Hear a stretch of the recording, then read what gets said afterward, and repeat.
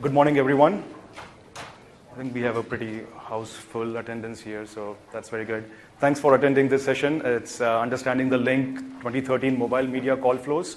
I'm Kaushal Mehta. I've been with Microsoft for about four and a half years. My day-to-day role involves working with beta customers and working on their bugs, their feedback, and directly taking it to the product group. So this session is actually a direct result of working with the tab customers on 2013 mobile client, and it's a 400 level session, so it's going to be pretty deep. I'll let James introduce himself. He's one of our Link MVPs from Malaysia. Hi, good morning, everyone. My name is James. I'm actually a Link MVP. I travel almost 28 hours just for this event. I'm actually serving in one of a company in Malaysia. So I've been in the industry for the past 8 to 9 years. And of course, like Gurdeep has actually shared, my first experience on Link was on LCS 2003. So I think today there will be a so-called co-presentation between myself and Kaushal. We'll be sharing things on level 400, especially on the Link Mobile. So Kaushal, back to you. Thanks, James. The session objective, the main objective here is to understand the scenario with mobile users and troubleshoot it faster. So, and also the troubleshooting methodology that we can have, because the mobile scenarios, the user can come up with different symptoms or explain the scenario in a different way, but asking the right questions can actually help understand and troubleshoot the issue faster. We'll also be covering some of the limitations with media setup with 2013 mobile client. And the key takeaway from this session is going to be, we'll be covering like 6 scenarios, and for each scenario, we'll explain what exactly was there. So the agenda here is we'll be going through the mobility-related flags in 2013, few what happens when scenarios, and six specific scenarios, and then ending with the limitations. For Q&A, we would actually encourage a pretty interactive session. So if you have any questions, don't hold off till the end.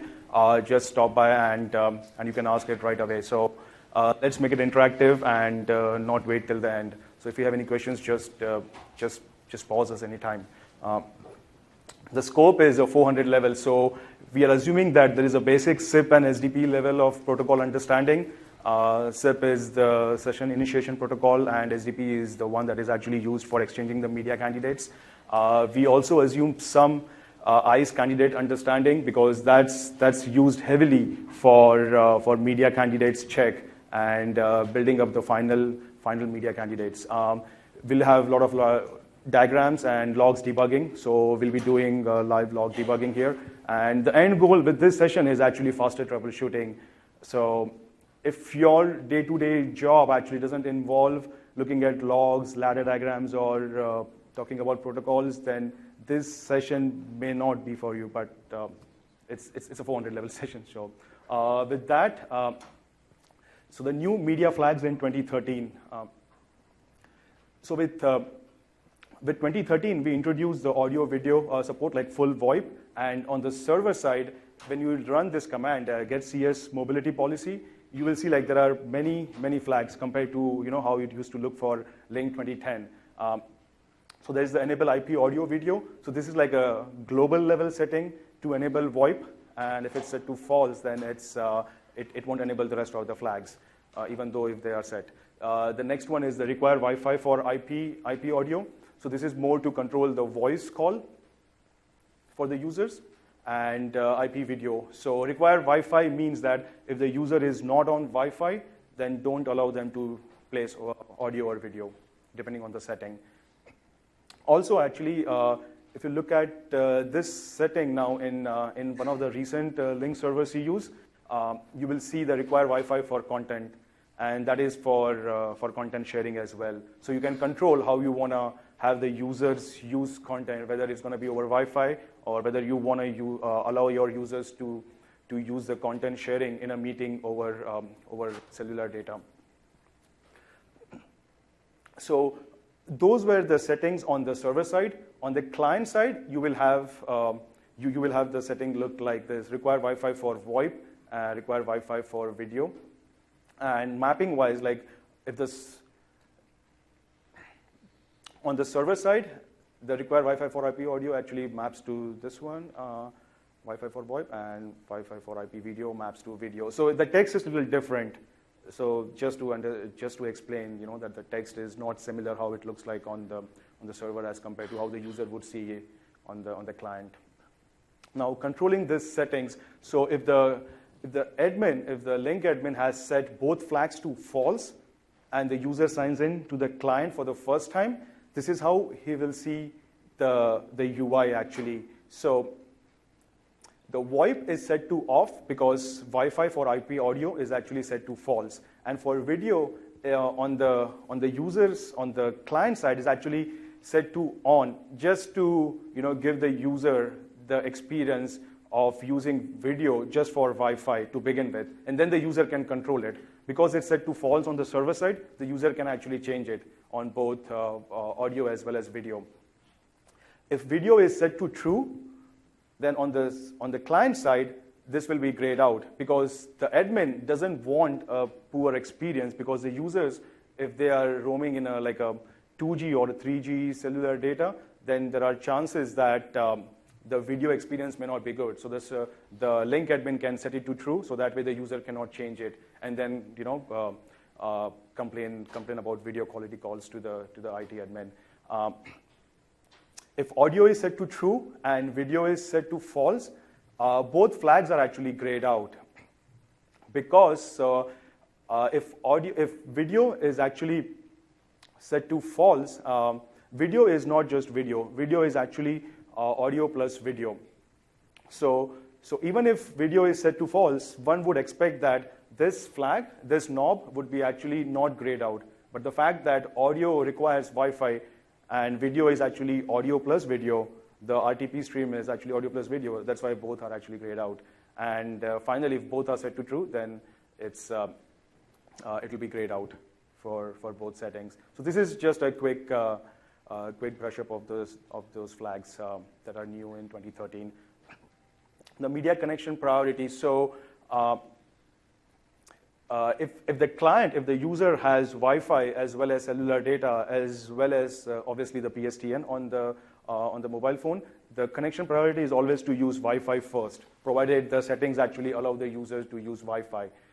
The next one is cellular data, it's 3G, 4G data, and then the fallback is always the call via work, which is the 2010 scenario, where the link server will place the call back to the user. Some of what happens when scenarios actually for mobility. Let's say the mobile user is actually roaming, and currently the user has both Wi-Fi as well as cellular data. So at this point, when you actually look at the log files from the mobile client, this is what you would see.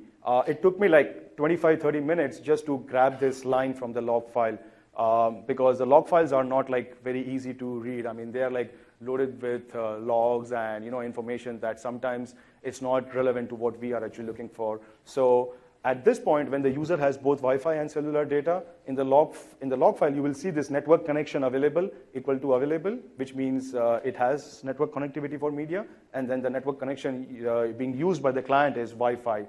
So for troubleshooting purposes, if you get the log file from the user, then you can quickly search on network connection available string, and you can at least do a sanity check as to what connection the user was. So this is just to help you save time if you are debugging the logs on the mobile side. Now, when the user moves to cellular data, you will see that in the log file, the connection is still available, but the network connection that is picked up is a cellular data network because there is no Wi-Fi, and between cellular data and PSTN fallback, it would say cellular data network. And of course, if there is no internet at all, then it will say unavailable and the network connection is none. At this point, the client won't be even able to sign in actually.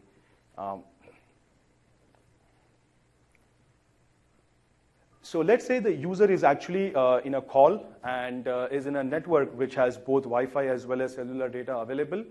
In the log file, as shown in the previous slide, it will say the connection used is Wi-Fi. But if the user is roaming out of Wi-Fi at that point, because the user is traveling or leaving the building, leaving work or leaving home, and is just in a cellular data network, then in the log file you will see cellular data network. But at this point, On the desktop side, if the mobile user is talking to a desktop user, then on the desktop side, it will say call failed due to network issues. And on the mobile side, it will say, I don't know if you can zoom in, but the call has ended due to connectivity issues, because currently the client doesn't have like seamless handover from one network to the other.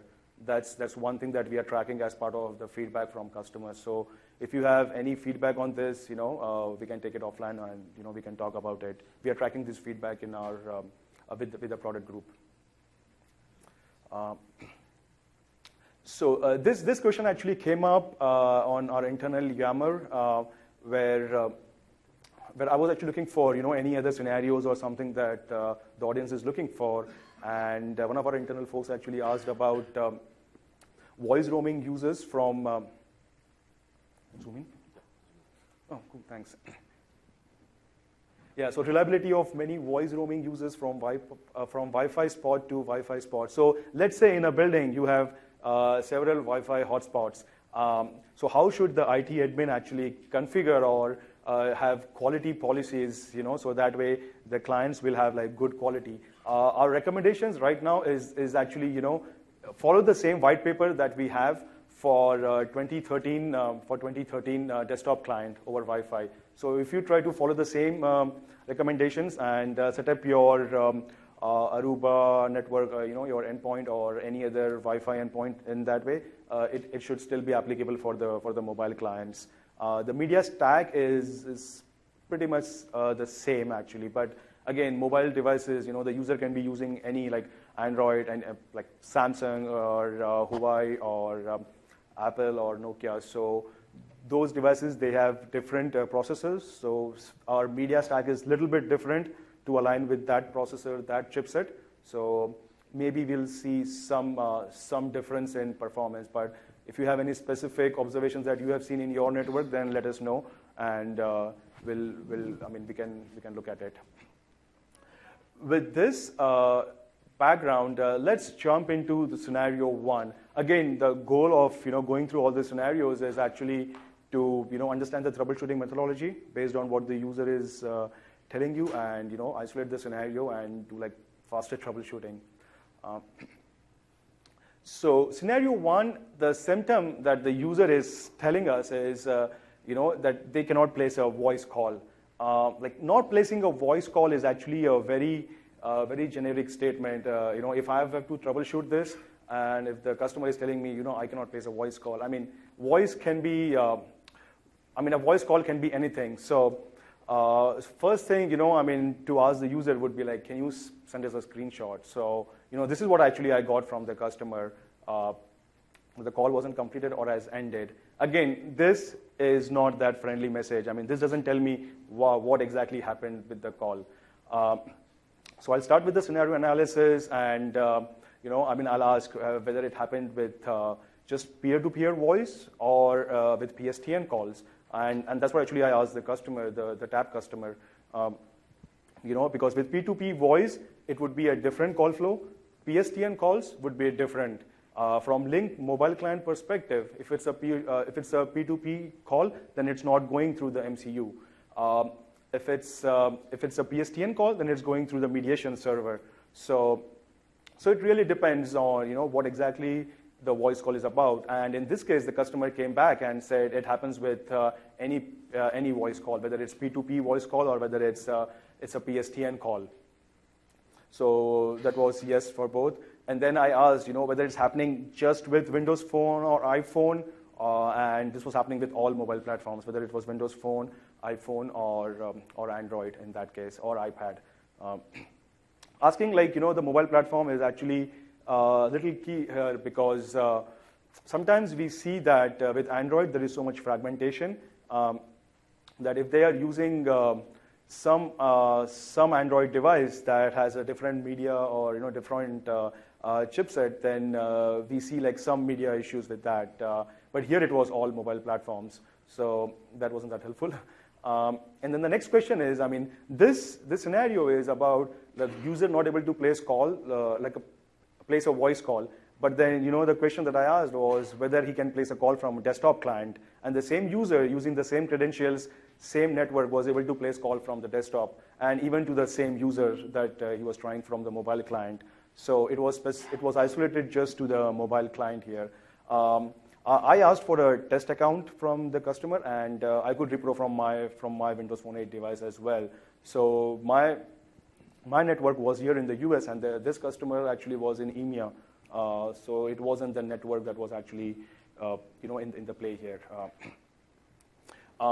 This error notification actually, when I reproed it on my device, this notification comes right away. So there was no ringback.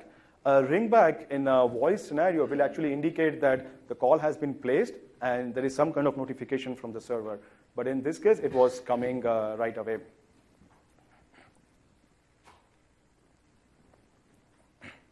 And it didn't matter actually whether it's internal or external users. It was happening with both. Asking this question is also a key, because if it's external, then the call would be through the edge server, and there are more hops involved in the call path. But this was happening, independent of whether the user is internal or external.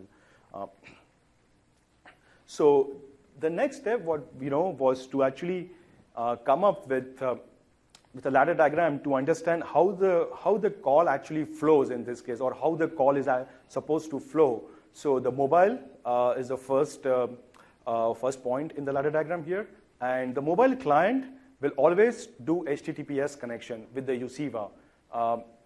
The mobile client doesn't do SIP directly for signaling. It talks with the UCIVA over HTTPS connection. And UCIVA is actually a component that's automatically, or it's installed on the front-end server. There is no extra configuration required for UCIVA. So UCIVA is on the front end, and then going by the scenario analysis, it didn't matter where, if the mobile user is calling another mobile user, or it's calling another PSTN user, or it's calling another mobile user, or another external user. So it doesn't matter what is there after front end in the ladder diagram. So I have edge, mediation server, link desktop, UCIVA, anything. It doesn't matter.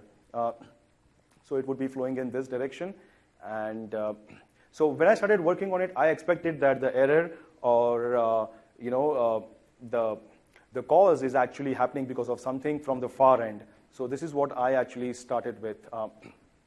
So my focus would be to actually grab the mobile log file and start analyzing it. So let me switch to my machine here.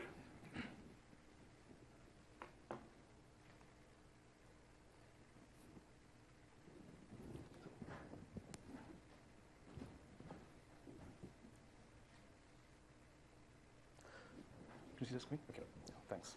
So this is the mobile log file when this actually call failed, and it's opened its snooper, and I'm in the messages tab here. As you can see, there are not enough messages here to actually see what happened with the call. The number I had dialed was this Chicago number, and if you look, it's actually just doing a people search. It didn't do anything with like placing a call, and the information here actually didn't help me either.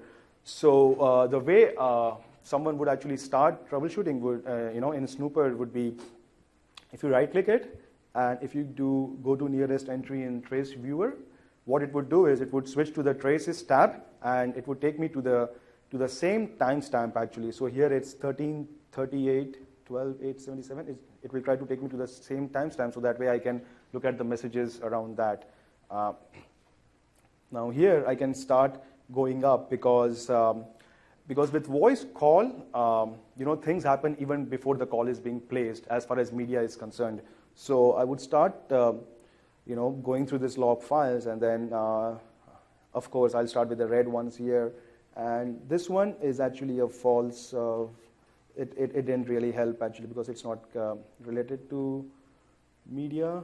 As you can already see, the log file is not that easy to read, analyze. So start, and this was again a false positive for me. I couldn't actually find out. And then, so after scrolling up, what I also realized is this was actually related to my scenario here, this message. But then after talking with the devs and the test team, this code here doesn't really mean anything except that it says voice generic error. I was actually hoping that in the code, this would point to something helpful, but it didn't. So keep scrolling up, and then, so here is,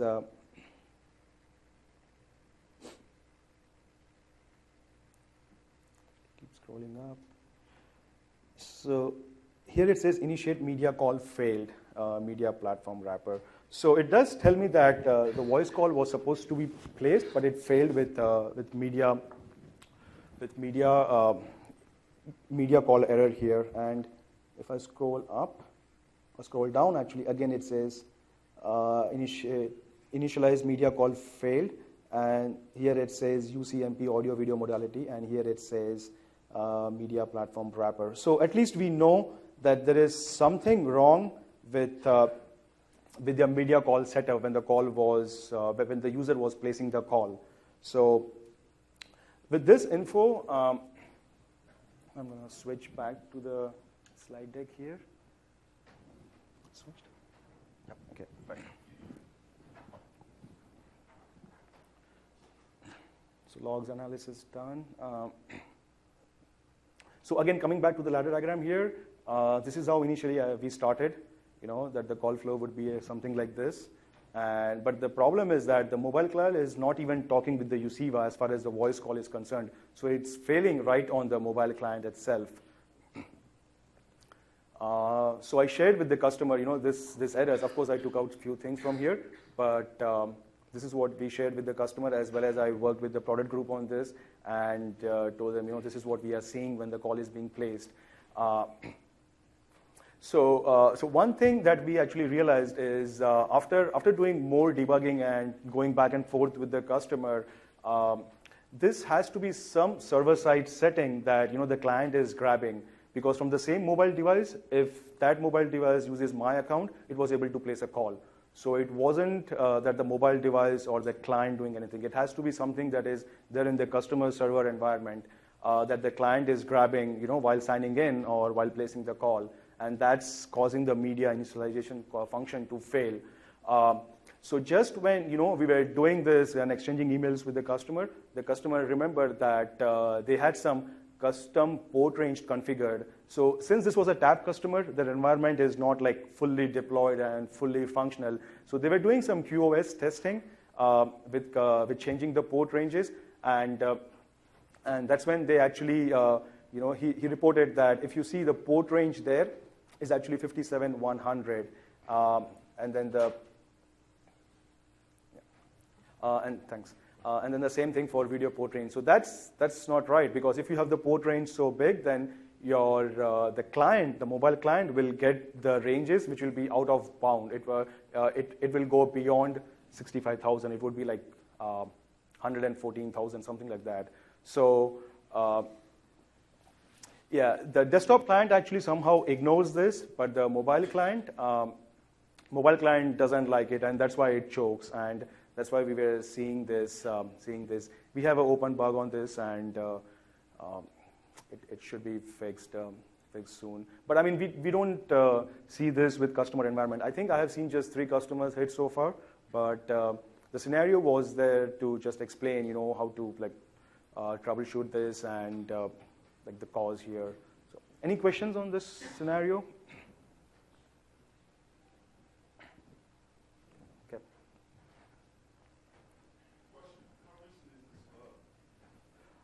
How recent is this bug? This was reported when the client was in beta. So the Link mobile clients were actually released for the first time, I think last year, February, around the Link conference time, or I think March. So this was from February of last year. What we also have now is like checks, and the engineers are familiar with it, and so it's actually out there. I mean, the engineers and customers, they know about it, I think. So and usually we won't see the port ranges like misconfigured like this. The product group is aware of making changes to the set command, because when you set these flags, it should actually check for the ranges as well. So we are trying to attack this so that way we don't see this at all in other customer environments. So scenario 2. So first scenario was that user wasn't even able to place the call. Scenario 2 is, the symptom is user cannot connect an audio call. So it's able to place a call, but the call is not connecting. As you can see from the screenshot, it stays in the connecting state. So that's what the customer shared with me. It always stays in a connecting state.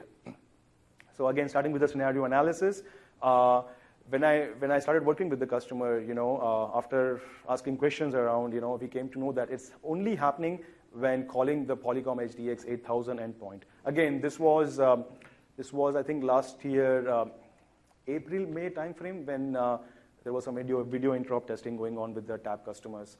Was it happening with just Windows Phone trying to call Polycom, or was it all mobile platforms? So the response was that all mobile platforms, they were not able to connect the call with Polycom HDX endpoint. The same user with the same login, that is, would actually connect from desktop client. So desktop client connects fine with the Polycom, but not the mobile client. Again, I could repro from my Windows Phone 8 device using my login because Microsoft and Polycom are federated. So I was able to repro it. I was able to find the endpoint in the contact search, and I was able to place a call and repro the issue. The call always remains in connecting state. So it was able to place the call, meaning like you will hear the ring back. In the first scenario, there was no ring back as well. Here at least it was ringing back, but it always stayed in connecting. The call didn't connect. It was a federation scenario. So this is actually helpful to understand because federation scenarios are between edge to edge. So something to keep in mind if when we have to ask for logs or debug logs. Again, being a federation scenario, calling to other users from the same user account worked fine. So it was something to do with mobility, like Link Mobile Client and the Polycom HDX endpoint. So back to ladder diagram here. The first point in the ladder diagram would be the mobile client because that's the caller placing the call. And then since it's a mobile client, the next hop in the ladder diagram has to be the UCIVA. UCIVA is on the front end. Since it's a federation scenario, it's front end talking with the edge because when the front end will see that the mobile client is placing a call to something like user@polycom.com and it's not able to find that address in its internal directory, it will ship the call out to the edge server. The edge will talk to Polycom's edge because federation involves two edge servers, of course. And we don't really care what's there after the Polycom's edge, whether it's front end. I mean, it will be front end, of course, but whether it's mediation server after the front end or any other device in the middle. But what we do care is the final after Polycom's edge, the call is actually hitting the HDX 8000. So this is how the flow is expected based on the scenario, and then since it's not connecting, we would expect that the error is coming from the HDX 8000, and then error or whatever is happening because of HDX 8000. So the first point actually to start troubleshooting is again the mobile client here. So I'll start with the mobility clients and let me switch. See? Yep. Okay.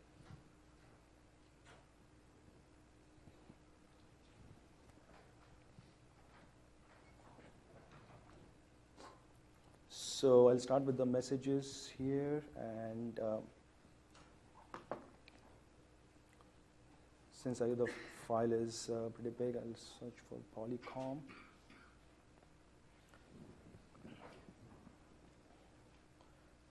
And then, as you can see, again, the logs are filled with the search key Polycom. So I wasn't actually, clear, like where to start this one. So I started changing it to trace here, and I switched to actually SDP. SDP is actually a string that it's part of the SIP call. So you will see the SIP signaling messages, and then below the SIP, you will see the SDP information. So this is more like from experience. When I'm troubleshooting this type of connectivity issue, I directly switch to SDP, Session Description Protocol. And then here, I see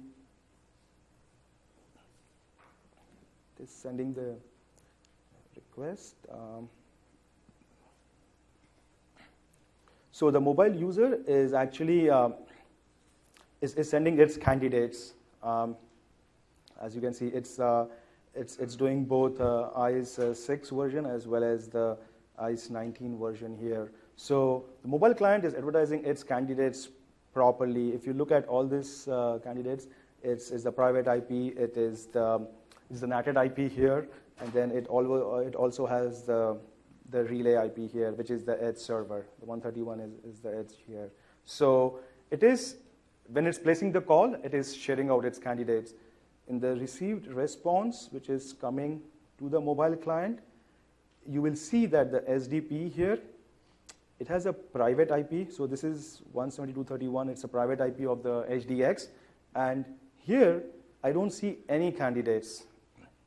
So at least at this point, we know that the mobile client is getting a private IP in the O line here, but there's nothing in the candidates here. Ideally, you will see all the IPs here from Polycom side, so that way the mobile client can do media connectivity test and establish the final list. But there is nothing shown here.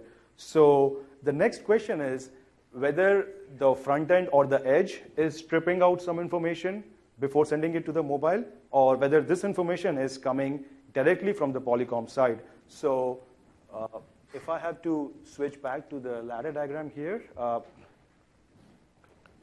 my focus would change from mobile client to the edge, because edge will have not just the information from talking with front end, but it will also have information from talking with Polycom's edge. So that single file can actually give me more information. So I'll switch back and look at the edge. That's good. Yeah, good. I'll switch to the edge server logs here. So this invite is coming from the front end, from the mobile client, and then here it's going out to the Polycom. You can confirm this by looking at this PRIP. It says PLCM Polycom 5061. So that's Polycom's edge. So at least you know that this invite is going out to the Polycom. And then what I'll directly try to focus on is what response I'm getting from the Polycom endpoint. Because from the mobility clients, I did see that clearly that the Polycom endpoint is sending just a private IP in the O line, and there are no IPs. So let's try to see if I'll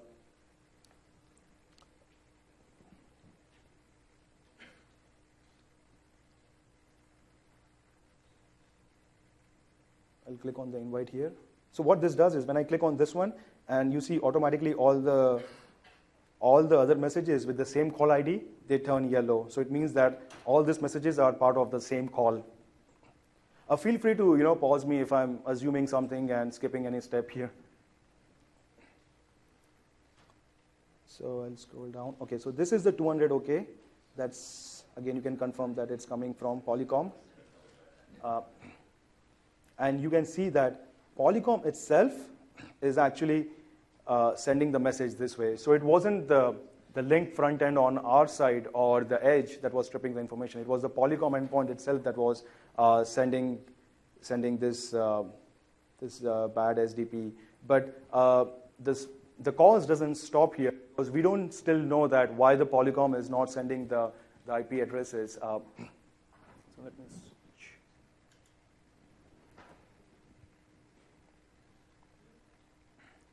Server log analysis done, outgoing invite. So just to recap, what I showed in the log file. So from mobile user, from the mobile client endpoint perspective, it is both Wi-Fi as well as 3G, but the preference would be for Wi-Fi. So it will advertise this IP address in the outgoing invite to the Polycom. It will also advertise its NATed IP, the 166 IP, which is for the Wi-Fi. And then it will have the turn server advertised as well, the 209 address.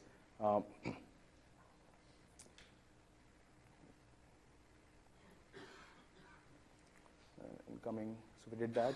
Now for the incoming, so after 200 OK that came from the HDX, there was a private IP. So the way the media connectivity checks happen is as soon as the 200 OK comes to the mobile client, it will look at the IP addresses and it will start doing some media connectivity tests with its candidates against what's coming from the Polycom, from the far end.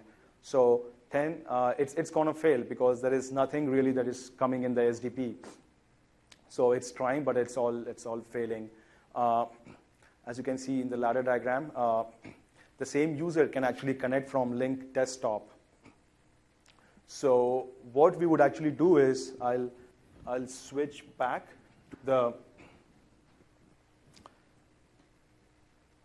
a scenario where I'm grabbing the edge server logs, but it's actually placed, the call is placed from a link desktop user, which works fine.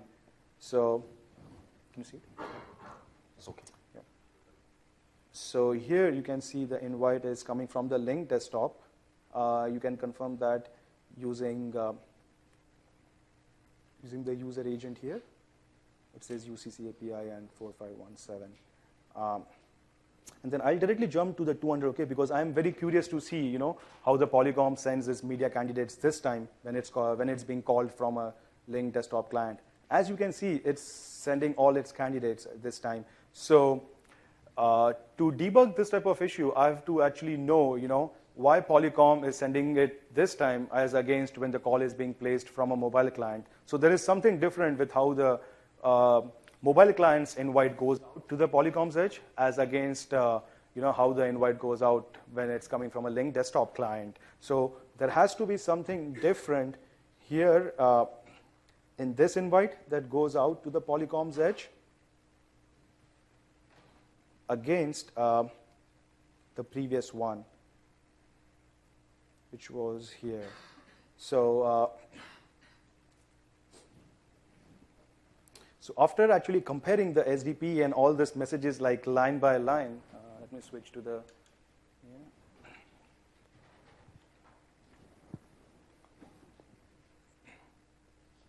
this is again the demo for the desktop client when it's placing the call to the Polycom endpoint. It's advertising all its 3 candidates. And from the Polycom side, we did this. The Polycom is actually sending the relay as well as the host address. And when the desktop client gets a 200 OK, it will do the connectivity tests. This one will fail because the 10 IP can reach the 140 IP, but the 140 IP cannot reach this. So this test will fail for the final candidate list. This one will work because both are public IPs, and assuming the port ranges are open on either side, this one will work fine. So the preference is always for the host address to, for the host addresses to top first, then it's the NAT, and the final option is, the final preference is for the edge. So it's for host first because if it's in the same network, then we don't want the audio, video, the RTP traffic to traverse through NAT or edge. So this is the desktop scenario though. And we did the analysis here, and we did see that it was different. I mean, the invites are similar in terms of candidates. If you look at both the invites, I did notice that there were different codecs when it was when it was a mobile client placing the call as against the desktop client. But since there is no 415 is a SIP response for media-related failure, and 488 is again media-related failure. But I didn't see 415 or 488 coming from Polycom. So the codec wasn't an issue here. Like codec negotiation wasn't an issue here. What I did notice was that mobile client didn't offer this string in the SDP. This is actually something we added for interoperability, and this wasn't there in the mobile client's SDP when it was doing the I6 advertising.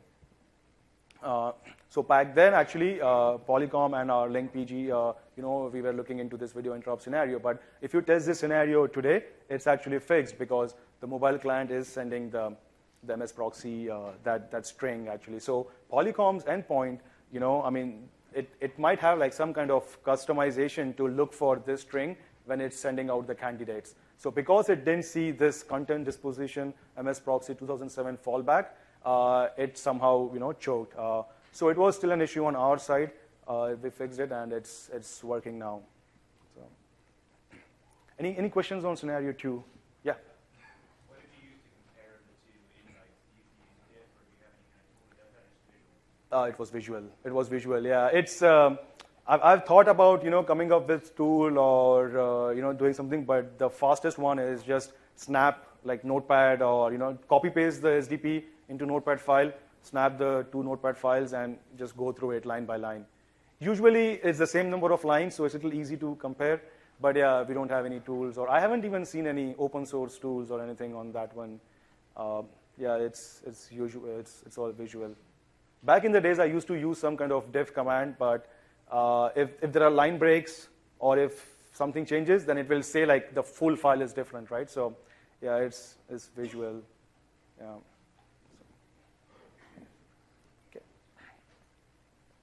So scenario 1 was the user wasn't even able to place a call. Scenario 2 was the user was able to place a call, but the call didn't connect. The scenario 3 is the symptom was that my wife was complaining that she was placing a video call, but it was getting connected with audio only. So on her side, when she's placing a video call directly, on my side, it was just connecting with audio. So you can see how the discussion can go, right? On her side, it was saying that video was not accepted. So as a user, the user will think that, the other user is purposely not accepting the video. So so let's see. On my side, as you can see here, it says this was a video call invite, but since I don't have a Wi-Fi connection, we just connected audio. So what I noticed, when I saw this is I told that I didn't have Wi-Fi. I was on the road, and there was just cellular data, and my setting was require Wi-Fi for audio set to true. So it won't connect me if I am not on Wi-Fi. So for video, that is. For audio, it will connect. So it will still connect the call, but it will just connect the audio stream of it. She will again, tells me that video call got connected with audio only, even after I told, that's not Wi-Fi. So my response was always, like, I'm not really sure. So the second scenario within this was actually when I didn't even get the notification. So sometimes I got it, and for some other scenarios I didn't get it. So I was very curious to see, why I'm getting it, when I'm not in Wi-Fi. But for some scenarios, why I'm still not getting any notification. So analyzing this, as you can see, like for video, the required Wi-Fi is set to on. So at least I know on my side, when the notification comes about Wi-Fi, I know exactly why the video call didn't connect. And when she's calling, this is how I was seeing the toast show up on my phone. And this was what I got when there was no Wi-Fi connection. But in some other scenarios, when the toast showed up this way, this is what actually happened. I didn't get any notification, and just the audio piece connected. So as you can see here, if I have to compare both toasts, there's nothing that is different actually. So from end user perspective, when you are troubleshooting this type of scenarios, I mean, the user will still say, it's the same toast that is coming up, same UI. So, why the experience is different, why the notification doesn't come up. So I started troubleshooting this, and she was using Link Desktop, and it was a federation scenario here. So when it's Link Desktop, the next hop in a federation would be the edge. And the edge is, actually, the edge is talking to the front end in every scenario. So whenever you're looking at edge, it would be talking to another edge or another user, or it would be talking to front end. Since I was on mobile, the front end will talk to the UCIVA, and UCIVA would do HTTPS to my side. So it's SIP from desktop to edge to front end, it's SIP, front end to UCIVA. So UCIVA is a component on the front end itself, and UCY is doing HTTPS connection to my mobile client. The response will come through, and this is how the call would connect. For this type of scenarios where you have edge, it's best to actually start with the edge logs here to see exactly if you can find something. So I'm going to switch to my edge logs here. Okay, good.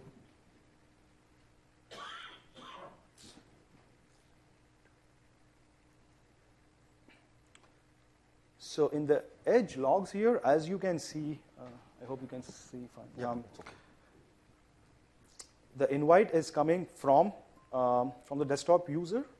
It says the peer here, and you can look at the from header that says the username, and then it goes out to the front end, as we saw in the ladder diagram here. What I really noticed after that is there is this message header with push@push.link.com. So my whole thought process changed at this point, because as soon as you see the message header with push@push.link.com, I realized that somehow the push notification service is coming into picture here. As you can see, it's going out to the link online world. So in the ladder diagram, there was no link online. But from the logs, it looks like it's trying to reach out to link online first before my mobile is being contacted. So let's switch to the ladder diagram.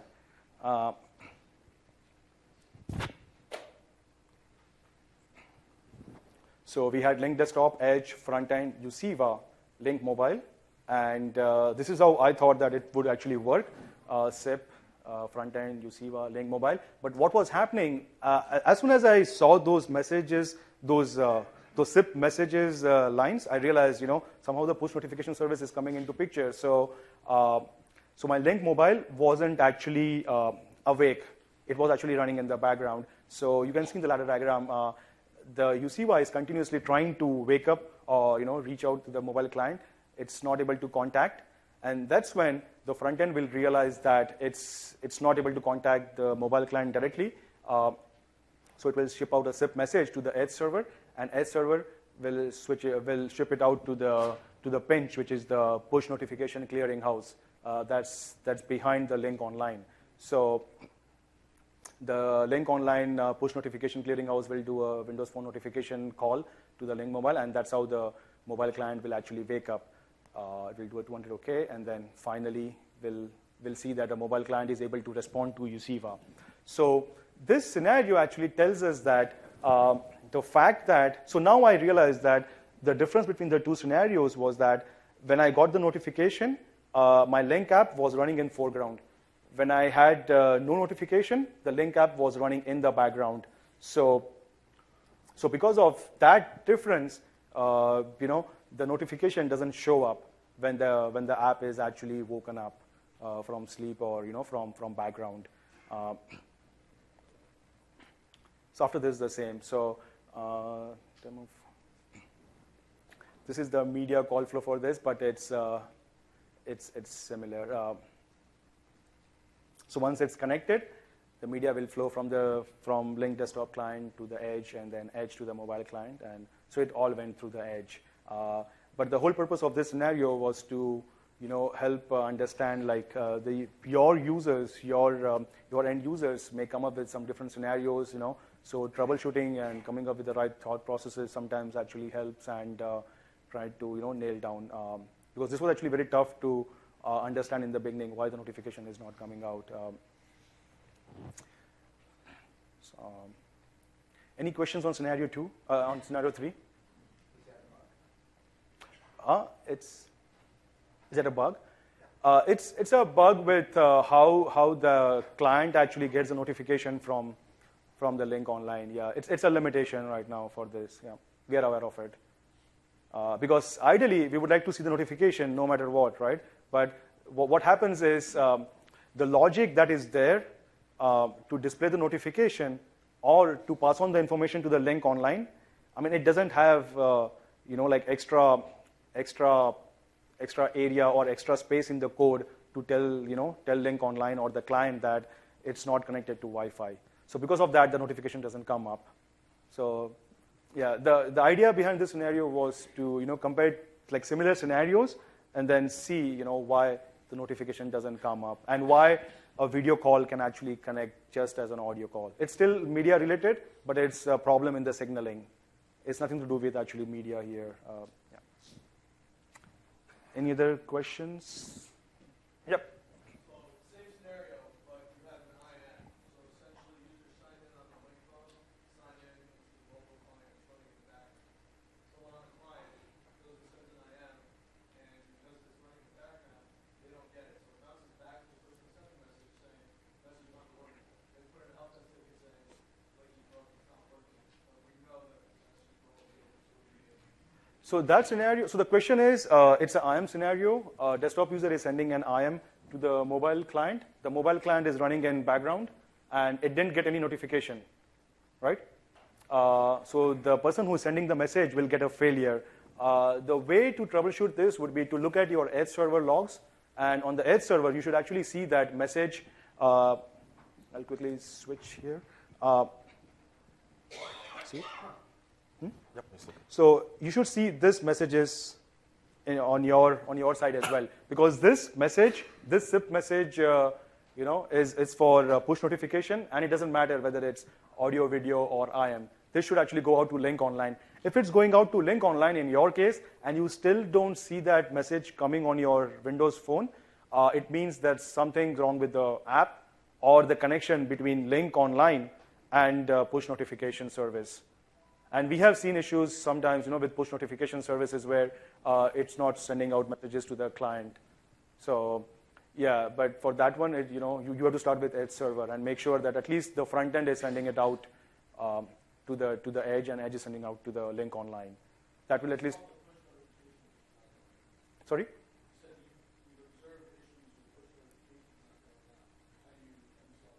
So for that, actually, we have to first confirm that the edge is sending it out, and still the client is not coming up. After that, we have to work with the link online operations, and then they'll investigate. We'll have to repro it again. They'll collect the logs. Yeah, it's an on-prem plus online scenario at that point. It's more like a hybrid type of thing we do. Yeah. Any other questions on scenario 3?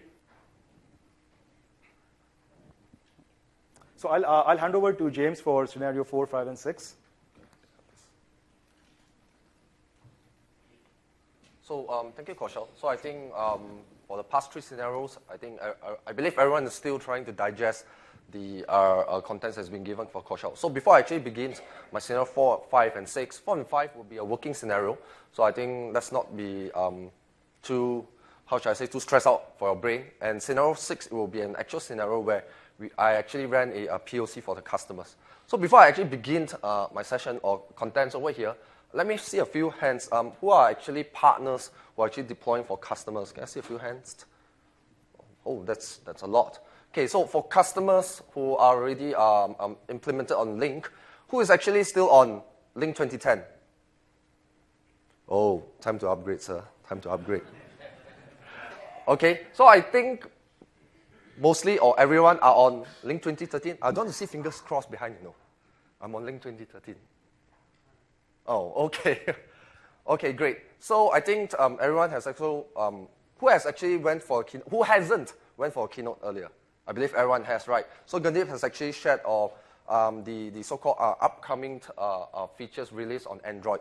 So I think there was no reason to actually go for Link Mobile. So I think what I'll actually be covering on scenario 4 and 5, 6 will be something that probably for customers as well as partners that you may want to take note of. So on scenario 4, basically call flow, okay, for mobile users making to a PSTN. Okay, so in most cases, I think for such a troubleshooting, sorry that I have not covered this slightly earlier. So just to give you an insight, in troubleshooting for Link Mobile, apart from OCS Logger, okay, your snooper, you may want to also turn your debugging on your Link Mobile. So who knows where to actually enable the Link Mobile? Logs. Has anyone tried before? So great. So for those who are not aware, so where you can actually enable it, right before you actually sign in to your Link Mobile, there's a small little option button at the bottom, okay, or click on Advanced.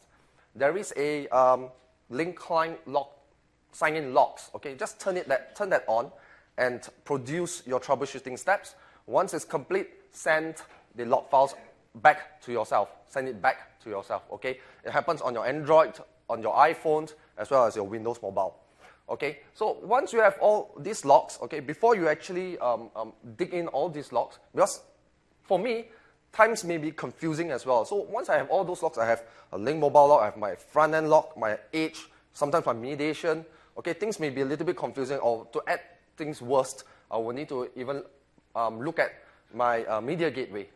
Okay, so before you actually start all this, try to actually illustrate the diagram that what Kaushal and myself will be presenting. So you draw simple lines and put up the components that is involved in here. So for a mobile calling PSTN, okay, you have a Link Mobile client, you have your UCWA services, your front end, your mediation, okay, and if you are using SIP trunking, you will have your SIP trunk, or you have a PSTN or media gateway, and last but not least, your final destination number, okay. So are you still guys with me? Good? Cool. Okay. So calls happens through HTTPS to UCWA, and it happens through SIP invite from your front end all the way to the number. Okay? And you should be expecting a SIP 200 OK from your caller. So you will have an alert first, throwing all the way to your Link Mobile, and there you go. Some connectivity over here. Okay, so sounds simple, great. So my recommendation along the field, try to always gather a log files, which is a working one. So when you go actually on the field to another customers, for partners or customers, probably before you make any changes, you always have a comparison, okay? So I'll bring up the logs. Channel 4, is it? Oh, sorry, 6th.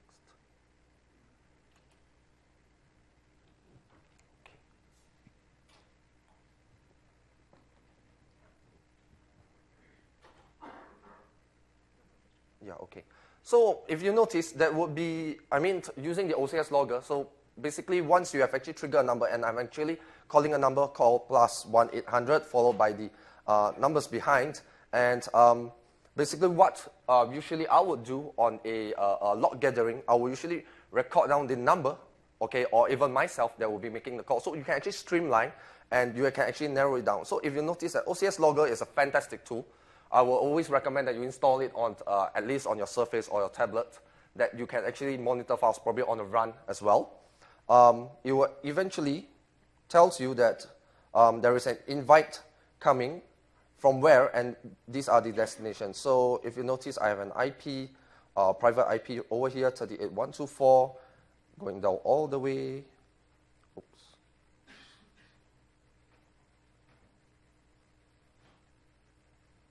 Okay, and it's actually going through on my Link Mobile. So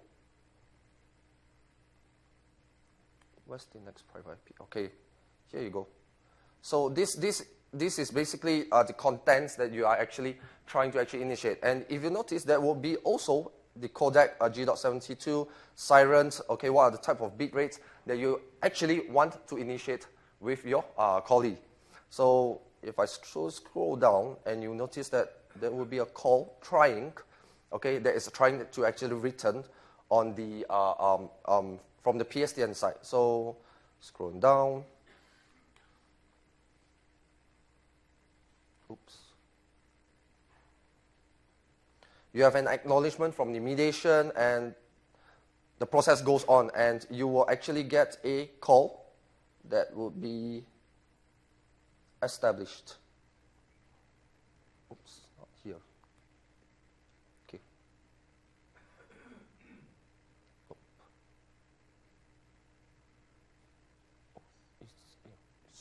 It should be on top. Oh, okay. Okay, thanks. So if you notice that the candidate, okay, or the endpoint that is actually trying to establish, these are the actually call flows that it goes through. So you have a SIP traffic, which is a SIP trunk IP, which is 209, okay, and it's actually trying to relay your address or the signal actually out to the outbound call as well. Okay, so going back to the slides. So this is actually how the process flows. So you have your log files, you have your slice and dice lines. Okay, next is to have an illustration on it. So let me just pull out. So you have all the IP addresses of your Link Mobile, where is it sitting behind, okay, and what are your mediation servers all about. So most of the times users are actually roaming outside. Okay, you may be connecting from a GSM network, or probably you're connecting from home or somewhere else, Starbucks for instance. So for this case, we are actually connecting through behind a firewall, and I have a private IP address of 10.1.206.79, and this will be my NAT IP address. So I will be initiating a link invite, a SIP invite, and peer-to-peer is actually not supported, and I will actually need to go through the firewall or the public IP, reaching through the edge. Okay, so the edge, once you have actually reached to my mediation, okay, there will be a alert of 183 from the mediation sending across. Let me just pull it out. Oops. Okay. So the mediation server is actually. Okay. So the 183 from mediation that comes in, it actually is telling the caller that. Oops. Okay. Sorry. Yes. So the 183 that's coming from the mediation server, it's telling the caller that the caller can reach the mediation directly on this IP or on its public NAT IP, or it can go through the edge. So mediation is just like any other user in this case.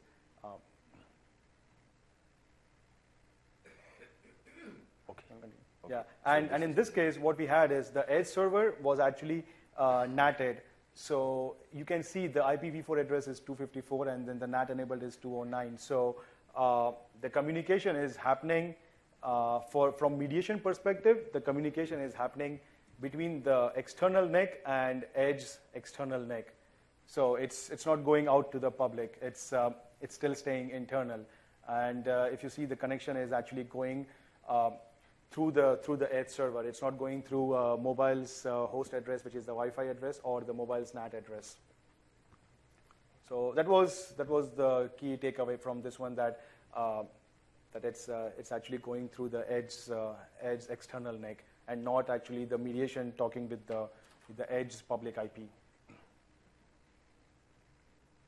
Since we're running short of time, I think we'll skip the Wireshark. Yeah. For this Okay. one. Yeah. Scenario 5. Okay.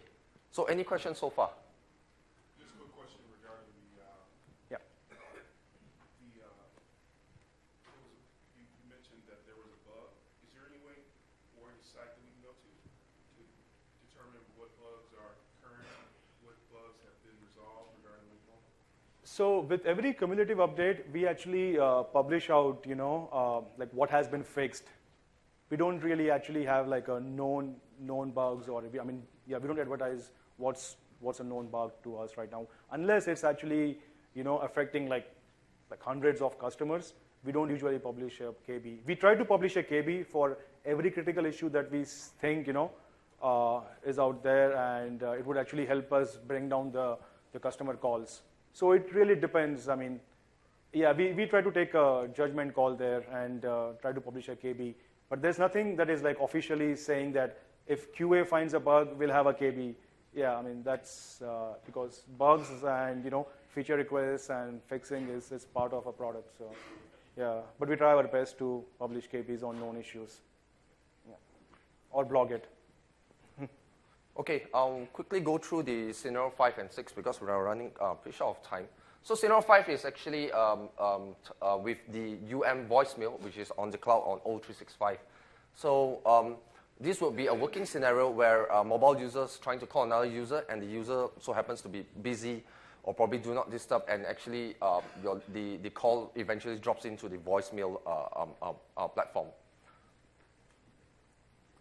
Okay, so once again, this will be the signaling. So you have your link mobile, your UCWA, your front end, your edge, your remote link user, as well as the online. So whether is it a remote link user or internal, for this case, it will be actually a link user per se. So traffic works quite similarly. So as you know that a peer-to-peer call will be first attempt to be established, else it will be actually routed through edge. And if the user is actually not around, or probably he's not able to actually pick up the call, it cancelled, and you will actually see a new SIP invite that is actually trying to call to the online. Okay. So one thing that actually the server does here is the front end keeps track of how many seconds have elapsed before the user actually picks up the call. So if it's saying 20 seconds, then the front end knows the user hasn't picked up the call in 20 seconds. So that's why you see the cancel after 20 seconds there. And then based on what the configuration is, the front end will send the call out to online. Okay, I think we'll skip the logs. Do you want to go through the logs? So the only thing that would be seen in the logs is as soon as the cancel is sent out, the front end will again ship out a new invite to the edge, and the edge will send it out to the link online, because online is still behind another edge. So the only thing, but I think we are running short of time, so we'll skip the logs. For this from one. an illustration purpose, I think this is what I'll do. Let's just pull all the diagrams out. So what happened is there will be an invite from the mobile. So this will be the topology that we have. You are sitting behind a firewall, and there is an edge server in there. So the first attempt to actually call the voicemail or the server, but of course this is actually not permitted, and you will actually need to go through the edge. So the invite actually works this way through the edge, and the user on the other hand, receives a 183 signal sending back to the link mobile. So apparently the user may not be available for next 20 seconds, and you actually send a cancel. So signal, went a bit too fast. So there will be a signal sending a cancel from the front end, and this is where you actually make the call to the online at 0365. So from the logs, you will be actually able to see the first attempt calling to a private IP, which is not allowed to, or even through the NAT IP, which is nope, it will not work as well. So, So as we can see, the is publishing, is advertising its host address, it's advertising its NATed address, as well as it's telling that I'm behind the edge. So we can do the relay as well. So those three dotted lines were actually to tell the mobile user, you can reach me through either of these three. And you can actually see it from the OCS logger as well. Yeah. Okay. So for media candidates, this will eventually fail, because once it's advertised and private to private is actually not supported, as well as the NATed IP address. So your final candidate will actually go through the edge, okay? And this is how you actually establish your call with the role.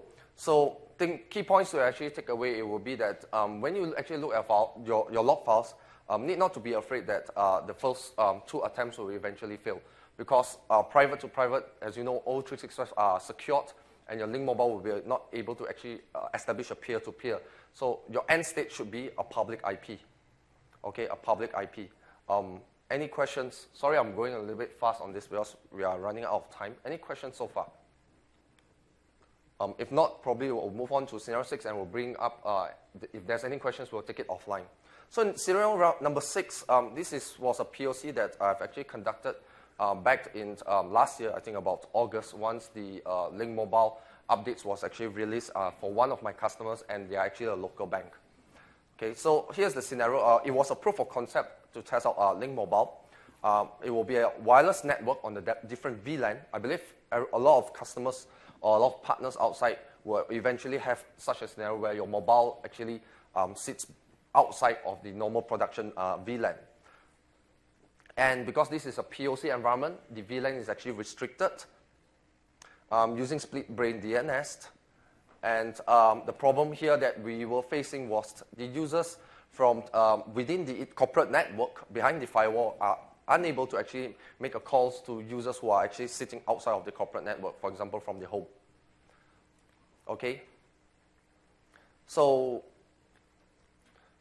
this is what we will actually get. So once the link client actually calls to the link mobile, we will actually see that, well, there is a call that is trying to initiate, but when you try to pick up, the call eventually fails.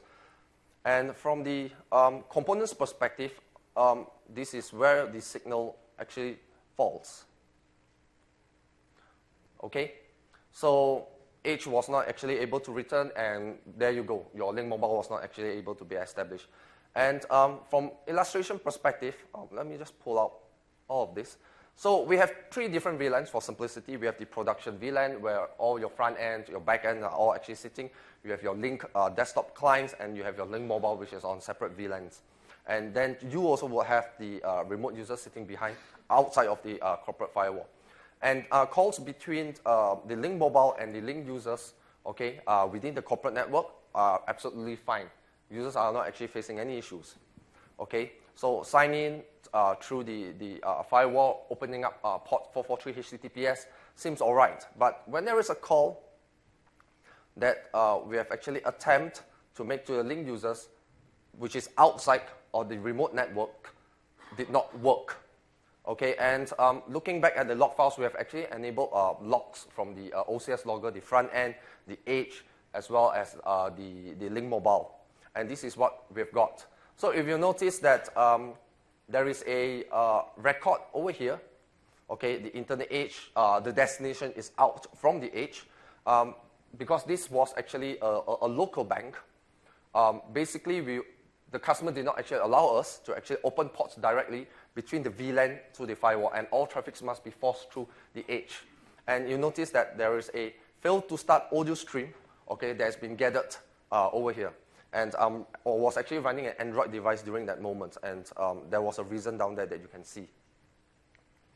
Okay.